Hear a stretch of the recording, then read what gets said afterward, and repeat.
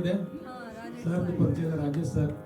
ಮಕ್ಕಳ ಹೆಸರು ದೊಡ್ಡವಳು ಶ್ರೀರಕ್ಷಾ ಶಾನ್ಭೋಗ್ ಅಂತ. ಇವಾಗ ಅವಳು MBBS ಓದ್ತಾ ಇದ್ದಾಳೆ.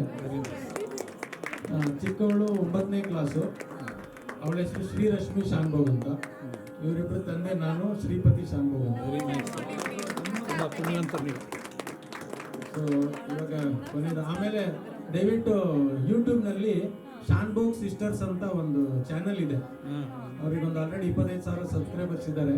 ಅದರಲ್ಲಿ ಬರೀ ದಾಸವಾಣಿನೇ ಜಾಸ್ತಿ ಇರುತ್ತೆ, ಬೇರೆ ಫಿಲ್ಮ್ ಮ್ಯೂಸಿಕ್ ಎಲ್ಲ ತುಂಬಾ ಕಡಿಮೆ ಇರುತ್ತೆ. ದಯವಿಟ್ಟು ನೋಡಿ ಪ್ರೋತ್ಸಾಹ ಮಾಡಿ ಅವ್ರಿಗೆ.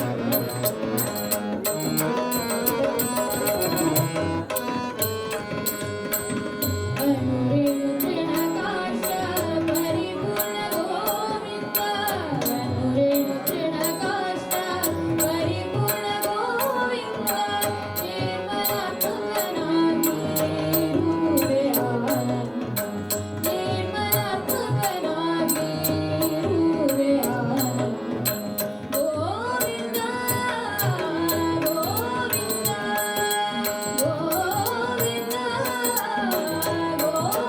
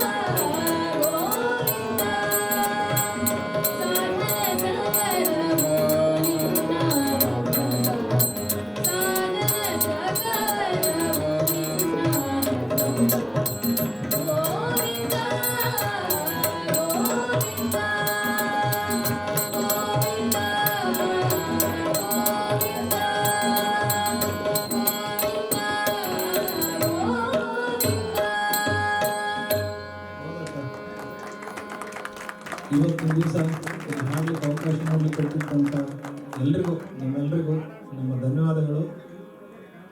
ಇನ್ನೊಂದು ಹೇಳಬೇಕು ಅಂತಂದರೆ, ನಾವೇನು ಇಲ್ಲಿ ಹಾಡಿದ್ದೀವಿ, ಏನೋ ಒಂದು ಸೇವೆ ಮಾಡಿದ್ದೀವಿ ಅಂದರೆ ಇದ್ರ ಹಿಂದ್ಗಡೆ ಒಂದು ದೊಡ್ಡ ಶಕ್ತಿ ಇದೆ. ಅದು ನಮ್ಮ ಗುರುಗಳು. ಯಾವತ್ತಿದ್ರೂ ನಾವು ಗುರುಗಳಿಂದನೇ ಇಲ್ಲಿ ಬರೋದು.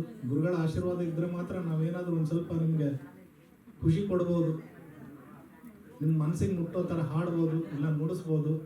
ಗುರುಗಳು ಬಿಟ್ಟರೆ ನಾವು ಏನು ಮಾಡ್ಲಿಕ್ಕೆ ಆಗೋದಿಲ್ಲ. ಇವತ್ತಿನ ದಿವಸ ನಮ್ಮ ಹಿಂದ್ಗಡೆ ಬಹಳ ದೊಡ್ಡ ಶಕ್ತಿಗಳು. ಈ 7 ಗುರುಗಳು ಡಾಕ್ಟರ್ ಉದಯರಾಜ್ ಕರ್ಪೂರ್ ಅಂತೇಳಿ the best tabla player Karnataka ಮತ್ತು ಇಂಡಿಯಾದಲ್ಲಿ. ಈ ಹುಡುಗಿ ಶ್ರೀರಕ್ಷಾ, ಇವರು ಗುರುಗಳು ಹೆಸರು ಹೇಳೋದಕ್ಕೂ ಆಗೋದಿಲ್ಲ ಅಂತ ಮಹಾನ್ ಸಂಗೀತಗಾರರು, ಹಾರ್ಮೋನಿಯಂ ವಾದಕರು. ಡಾಕ್ಟರ್ ರವೀಂದ್ರ ಕಾಟೋಟಿ ಅಂತೇಳಿ ಭಾಳ ದೊಡ್ಡ ಹೆಸರು. ಅವರು ಇಂಡಿಯಾದಲ್ಲಿ ಒನ್ ಆ್ಯಂಡ್ ಓನ್ಲಿ ಅಂತ ಹೇಳ್ಬೋದು ಅಂಥ ಗುರುಗಳು. ನಮ್ಮ ಗುರುಗಳು ಬಂದ್ಬಿಟ್ಟು ಇಲ್ಲ, ಅವರು ಪಂಡಿತ್ ಮಾಧವಗುಡಿ ಅವರು ಹಾಗೂ ನಮ್ಮ ಡಾಕ್ಟರ್ ನಾಗರಾಜ್ ಹೋಲ್ದಾರ್ ಅಂತೇಳಿ ಅವ್ರ ಕಡೆ ಒಂದು ಸ್ವಲ್ಪ ಕಲ್ತಿದ್ದೀವಿ, ಇಲ್ಲಾಂದ್ರೆ ಅವ್ರು ಸಾವಾಸ ಮಾಡಿದ್ದೀವಿ ಅಂತೇಳಿ ಒಂದು ಸ್ವಲ್ಪ ಹಾಡೋದಕ್ಕೆ ನಮಗೆ ಪ್ರೇರಣೆ ಆಗಿದೆ ಅಂತ ಹೇಳ್ಬೋದು. ಹೊರತು ನಾವೇನು ಗ್ರೇಟ್ ಅಲ್ಲ. ಇಲ್ಲಿ ಸ್ಟೇಜ್ ಮೇಲೆ ಬಂದು ಕೂತ್ಕೊಂಡಾಗ ಏನಿರುತ್ತೆ ಅದೇ ಗುರುಗಳ ಆಶೀರ್ವಾದ. ನಿಮ್ಮೆಲ್ಲರಿಗೂ ಇನ್ನೊಂದ್ಸಲ ನಮ್ಮ ವಂದನೆಗಳು. ಹೀಗೆ ನಮ್ಮನ್ನು ಕರೆಸ್ತಾ ಇರಿ, ಹೀಗೆ ಹಾಡ್ತಾ ಇರ್ತೀವಿ. ಸಂಗೀತ ಹೀಗೆ ಹಾಡ್ತಾ ಇರೋದೆ, ಅದಕ್ಕೆ ಕೊನೆ ಇಲ್ಲ. ನಾವು ಕೊನೆ ಆಗಿದ್ದ ದಿವಸನೇ ಕೊನೆ. ಎಲ್ರಿಗೂ ನಮಸ್ಕಾರ.